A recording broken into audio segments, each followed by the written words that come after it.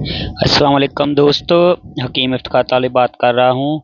کیا آپ کو بار بار پیٹ میں درد، گیس یا کبھی قبض، کبھی دست کی شکایت رہتی ہے؟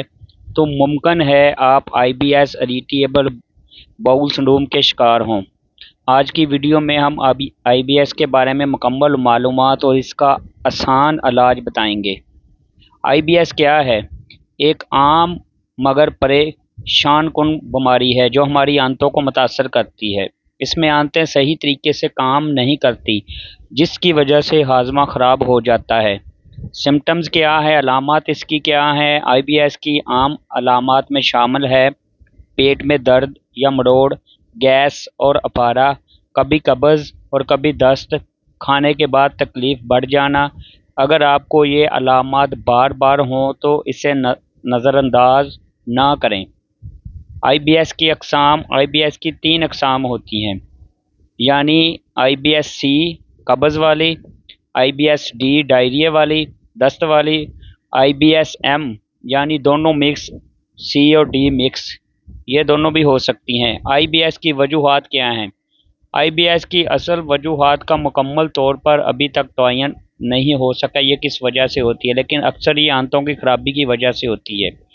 اس کی جو مین وجوہات ہوتی ہیں اب تک کی سرچ کے مطابق، اس میں ذہنی دباؤ اور ٹینشن، غیر متوازی خوراک، مسالے دار اور چکنائی والی چیزیں، نیند کی کمی، اور اس کے علاوہ لمبے عرصے تک معدے کا خراب رہنا، گیس، قبض ہونا، اس کے علاوہ موٹاپا، یہ اس کی بیسک وجہ ہیں ابھی تک۔ IBS کا علاج اور ٹریٹمنٹ کیا ہے؟ IBS کا مکمل علاج تو پاسبل نہیں ہے، ممکن نہیں، لیکن اسے کنٹرول کیا جا سکتا ہے، اس کو کم کیا جا سکتا ہے۔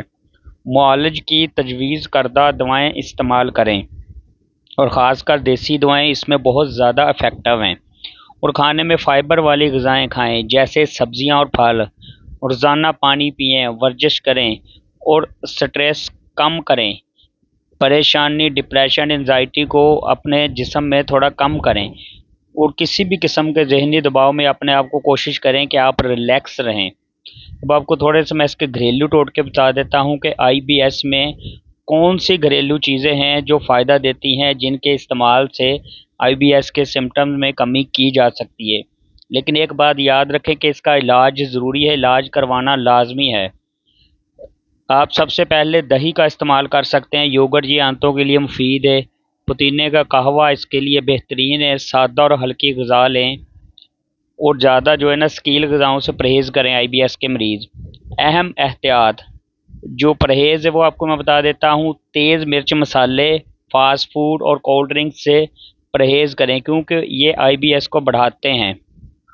اگر آپ کو یہ ویڈیو معلوماتی لگے اور آپ کو اسے سمجھ آئے اور آپ کو IBS کے بارے میں مزید معلومات چاہیے تو میری یہ ویڈیو لائک کریں، اپنے دوستوں کے ساتھ شیئر کریں۔ مزید ایسی ویڈیوز کے لیے میرے چینل کو سبسکرائب کرنا نہ بھولیے گا۔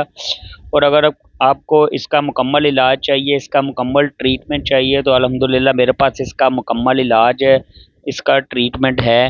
آپ میرے ساتھ میرے دیے گئے نمبر پہ رابطہ کر سکتے ہیں۔